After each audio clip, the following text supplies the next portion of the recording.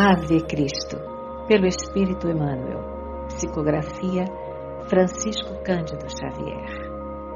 Segunda parte. Capítulo 7. Parte 2.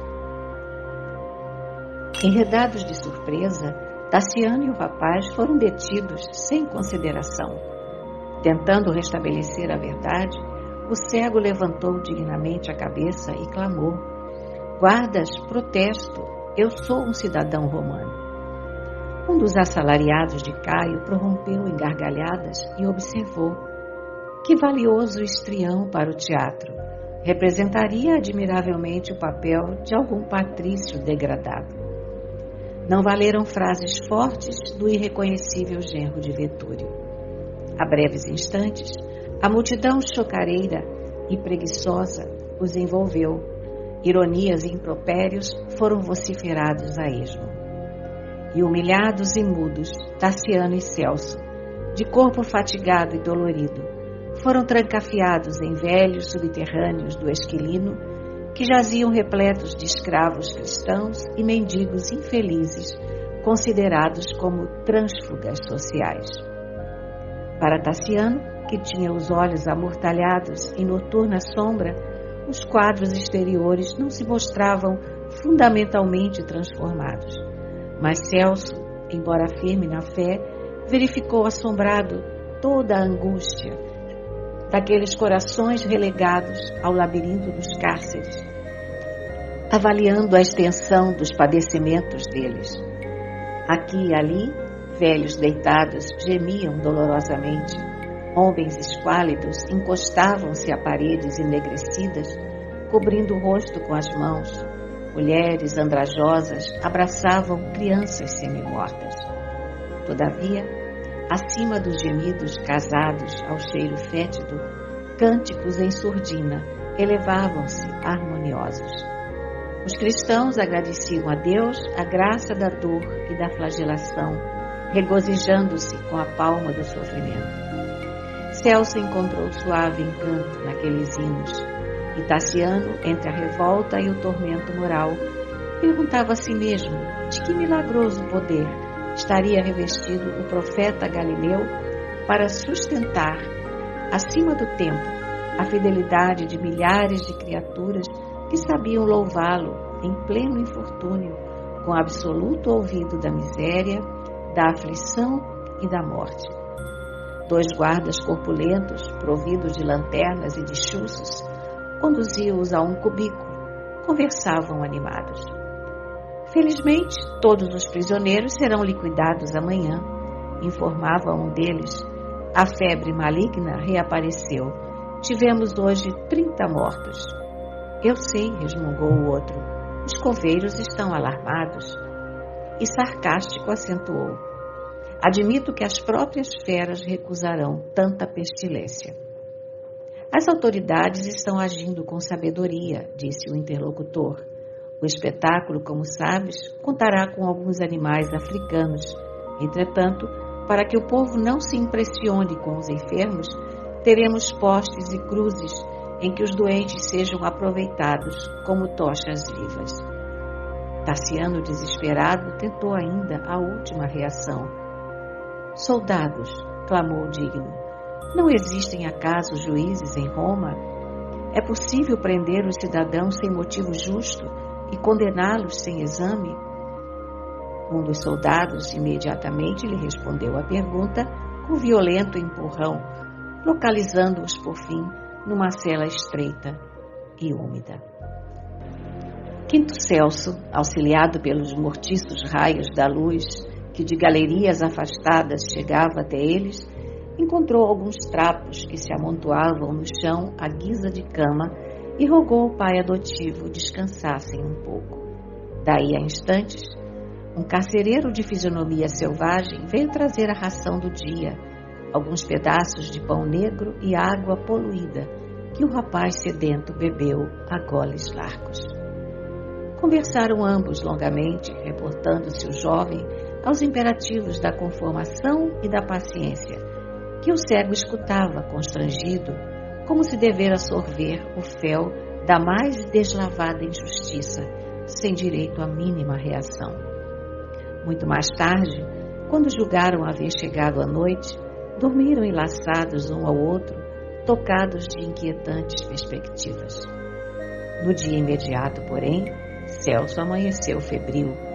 Acusava dores por todo o corpo, tinha sede e cansaço. Tassiano, aflito, apelou para o carcereiro, suplicando-lhe medicação adequada, mas não obteve senão água lodosa que o moço tragava sofregamente. O filho de Varro, de alma ansiada, passeou o pensamento pelos tempos idos, relembrando a casa farta e os dias venturosos, refletindo, entretanto, com mais intensidade nas duras provas que lhe haviam castigado os pais queridos. Como pudera o genitor sobreviver por tantos anos às tempestades morais que se lhe desabaram sobre o destino? Experimentou imenso remorso pelos dias que perdera, entronizando a si mesmo no mentiroso altar da vaidade. Como pudera crer-se superior aos outros homens? Ponderou o martírio de quantos, como ele mesmo, estariam reclusos naqueles subterrâneos infectos, garroteados pela perseguição que não mereciam. Ainda que não lhe fosse possível aceitar o cristianismo, por que não se decidira a penetrar o desventurado campo da miséria do seu tempo? Quantos escravos tinha visto, amargando pavorosas aflições, junto de filhinhos doentes ou quase mortos? Quantas vezes proferira ordens iníquas, tiranizando enfermos no serviço rural?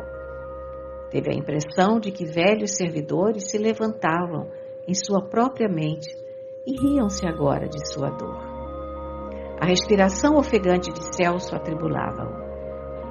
Por que a febre lhe poupava o corpo, preferindo-lhe o filho do coração?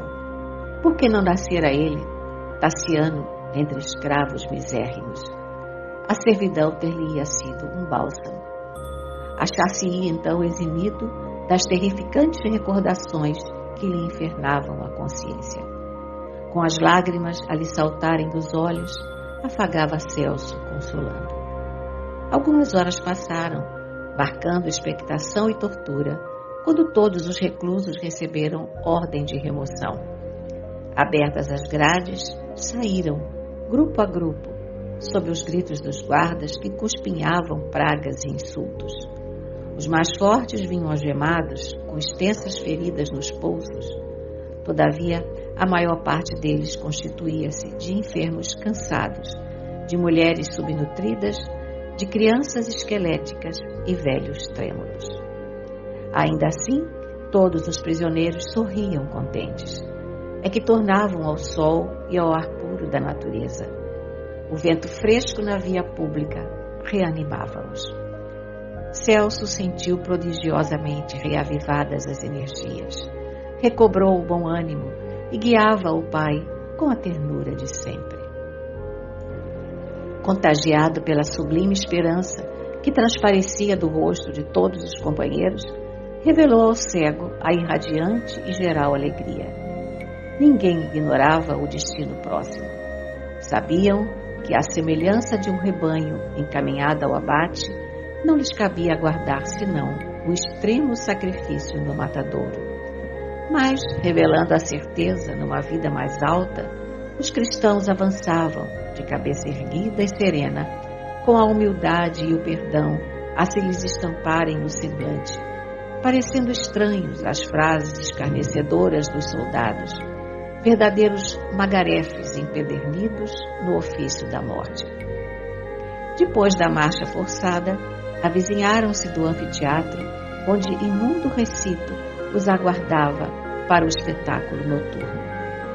Celso, deslumbrado, contemplou o anfiteatro flaviano, que se erguia imponente depois da valiosa restauração mandada efetuar por Alexandre Severo.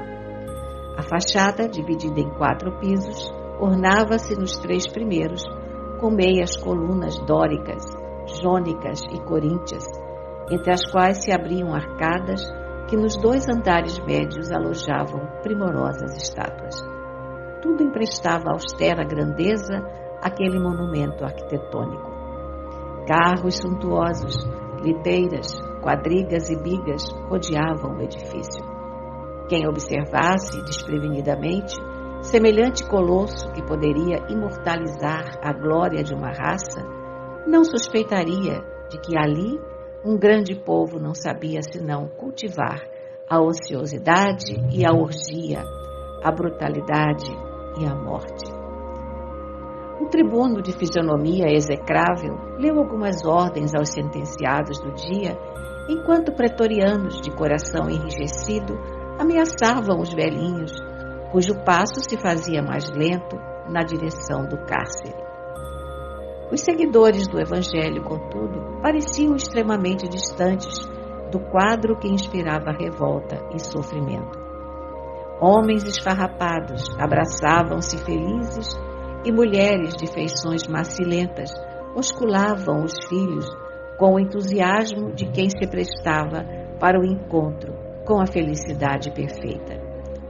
Não havia podido cantar no trajeto entre a masmorra e o anfiteatro, mas assim que se viram unidos numa cela enorme, da qual deviam marchar para a morte, entoaram hosanas ao Cristo com o júbilo de criaturas eleitas para o esplendor de triunfo supremo, em que iriam receber a coroa da imortalidade.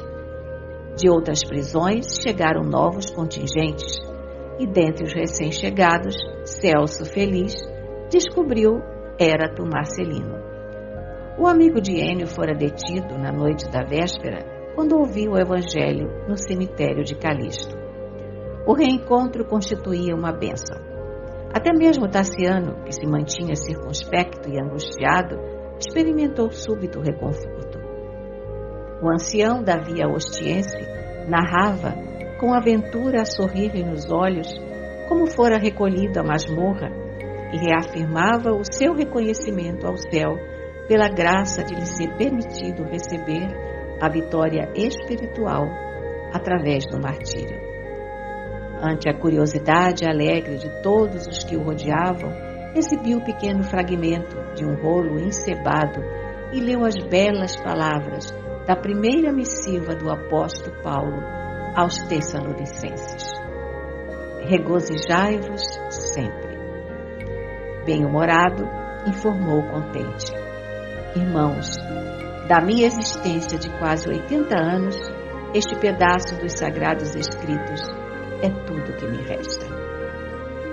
E acentuou: rejubilemo-nos, quem vive no Evangelho encontra a divina alegria. 2 milhões de chamados neste século, fomos nós os escolhidos.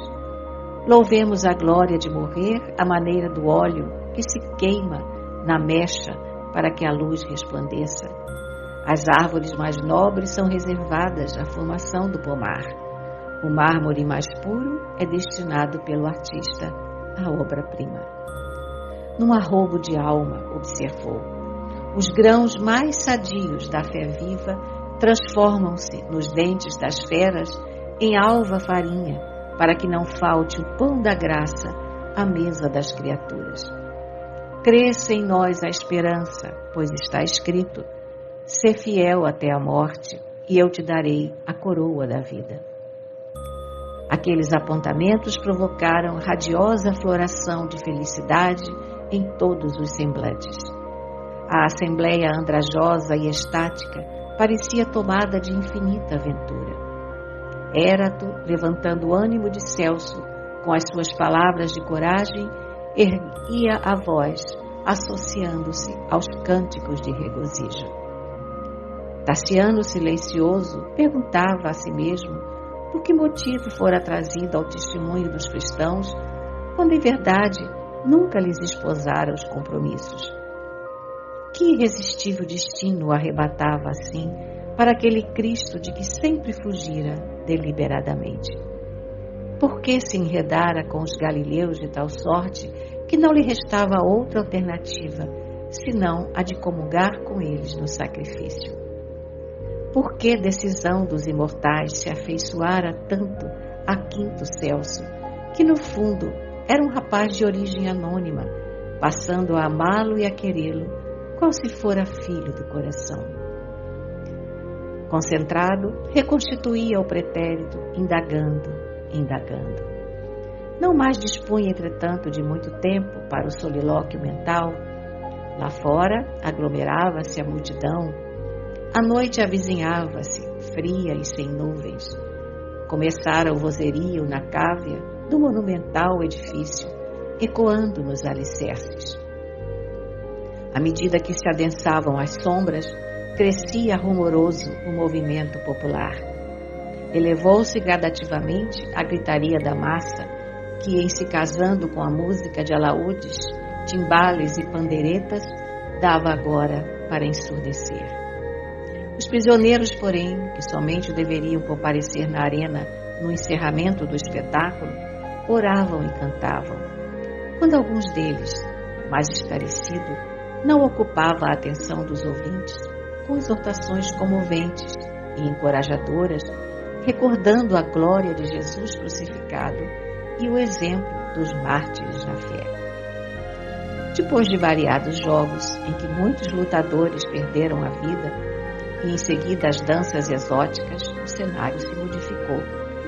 Postes e cruzes revestidos de substâncias resinosas foram levantados à frente de quase 100.000 espectadores delirantes. Os cristãos doentes foram separados daqueles que deveriam tomar parte na exibição com movimentos livres, e dentre eles Quinto Celso, pelo seu aspecto enfermiço, foi violentamente arrancado às mãos paternas. De olhos confiantes, o moço pediu a Érato guiasse Tassiano até o poste onde ele se encontrasse, e enquanto 2 rios de lágrimas deslizavam pelas faces do filho de Varro, a este recomendou o jovem intrépido. Coragem, meu pai, estaremos juntos. A morte não existe e Jesus reina para sempre. Depois de pesados minutos de expectação, os presos foram tangidos no rumo da arena festiva, mas, como se estranho poder celeste lhes vibrasse nas cordas da alma, louvavam o Senhor que os esperava no céu. Homens de rosto hirsuto e velhos cambaleantes, aleijados e mendigos, anciãs aureoladas de neve e mulheres em quem a maternidade se revelava exuberante, jovens e crianças de semblante risonho cantavam felizes, firmemente esperançados no sermão das bem-aventuranças. Apoiado nos ombros frágeis de Érato, Tassiano registrava em si mesmo inesperada e sublime renovação. Aquelas almas dilaceradas pela injustiça do mundo realmente não adoravam deuses de pedra. Para inspirar semelhante epopeia de amor e renúncia, esperança e felicidade à frente da morte, Jesus deveria ser o enviado celeste a reinar soberanamente nos corações. Mergulhara-se-lhe a alma em misteriosa alegria. Sim, finalmente reconheceu, naqueles instantes supremos, que semelhante a prolongado e tremendo temporal, o tempo passara por ele, destruindo os ídolos mentirosos do orgulho e da vaidade, da ignorância e da ilusão. A ventania do sofrimento deixara-lhe as mãos vazias. Tudo perdera. Estava só. Mas, naqueles momentos breves, encontrara a única realidade digna de ser vivida. Cristo, como o ideal de humanidade superior que lhe cabia ir ao encontro e alcançar. Lembrou-se de Blandina, de Basílio e de Lívia, guardando a impressão de que os 3 se achavam ali, estendendo-lhe os braços em sorrisos de luz. Recordou Quinto Varro com indizível carinho. Reencontraria o genitor além da morte? Nunca experimentara tamanha saudade de seu pai como naquele minuto rápido. Daria tudo para revê-lo e para afirmar-lhe a ternura que por aqueles instantes da morte a vida efetivamente não lhe fora vã. Chorava assim. No entanto, pela primeira vez, chorava de compreensão e reconhecimento, emotividade e alegria. Recordou quantos lhe haviam ferido o coração no curso da existência e, como se estivesse a reconciliar-se consigo próprio, a todos enviou pensamentos de jubilosa paz. Os estreitos passos daquela redentora caminhada de alguns metros haviam, porém, terminado. Amparando-se em Marcelino, escutou os gritos selvagens dos espectadores que se apinhavam nas bancadas do pódio e dos minianos nas galerias, nos patamares, nos vomitórios e nas escadas. Milhares e milhares de vozes reclamavam, em coro, animalescas: As feras! As feras! Contudo, intimamente renovado, Tassiano sorria. Após ligeira busca, Erato encontrou o poste em que Celso fora ligado para o sacrifício e cumpriu o que prometera, reaproximando pai e filho para o instante supremo. Meu filho, soluçava Tassiano, feliz, tateando o corpo de Celso, cujas mãos de carne não mais poderiam acariciá-lo. Eu senti o poder do Cristo em mim. Agora eu também sou cristão. Exultando de satisfação íntima por haver atingido a realização do maior e do mais belo sonho de sua vida, Celso bradou: Louvores sejam entoados a Deus, meu Pai. Viva Jesus! Nesse mesmo instante, soldados ébrios atearam fogo aos lenhos que se inflamaram facilmente. Gemidos, apelos discretos, rogativas de socorro e orações abafadas, partidas de vários pontos, fizeram-se ouvir por entre labaredas crescentes que, ao crepitar da madeira, se desdobravam no ar, semelhantes a serpentes inquietas, proclamando a vitória da iniquidade, enquanto leões, panteras e touros bravios penetravam a espaçosa arena, incentivando o furor da turba sedenta de sensação e de sangue. Ajoelhando-se diante de Quinto Celso, que o contemplava embebecidamente, o cego compreendeu que o fim havia chegado e rogou: Meu filho, ensina-me a orar. As chamas, porém, ganhavam o corpo do rapaz a contorcer-se. Celso, contudo, reprimindo o próprio sofrimento, falou calmo, banhado em paz: Meu Pai, façamos a prece de Jesus que Blandina pronunciava. Pai nosso que estás nos céus, oremos em voz alta.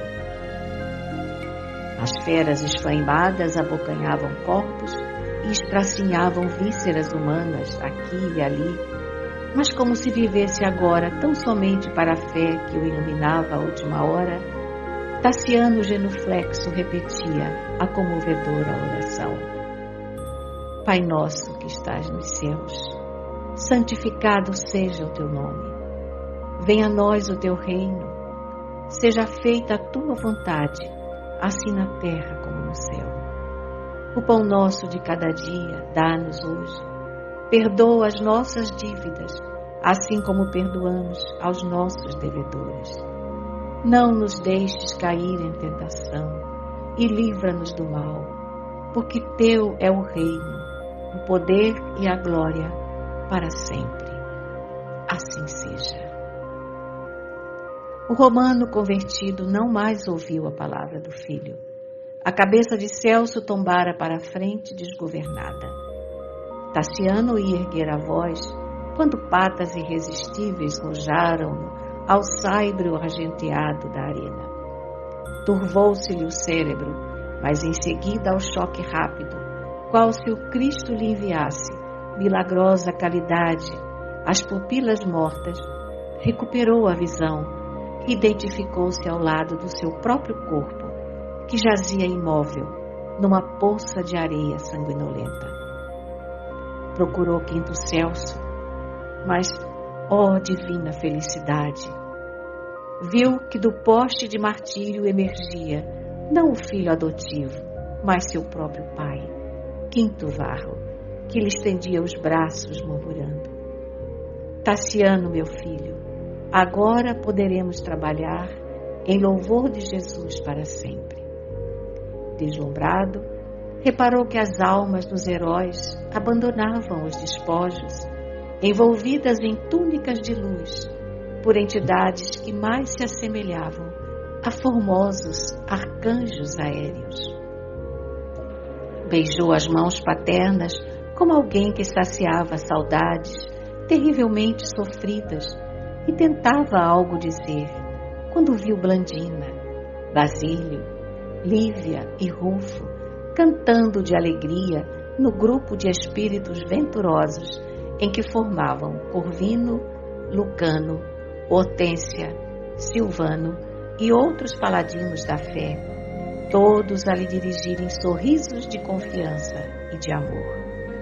Por cima do corpo negro do anfiteatro, desafiando-lhe as trevas, centenas de almas radiantes seguravam o lirial estandarte em que brilhava a saudação tocante e sublime.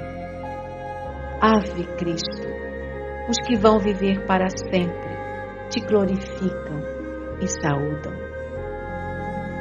Deslumbrante caminho descerrara-se nos céus.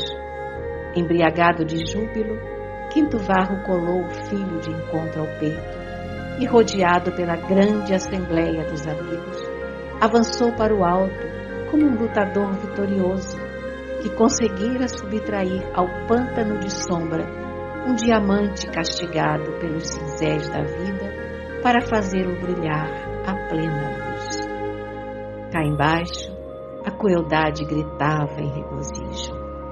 A chusma delirava na contemplação de corpos incendidos no sinistro banquete da carnificina e da morte. Mas ao longe, no firmamento ilimitado, cuja paz retratava o amor inalterável de Deus, as estrelas fulguravam, apontando aos homens de boa vontade o glorioso porvir. Fim do livro.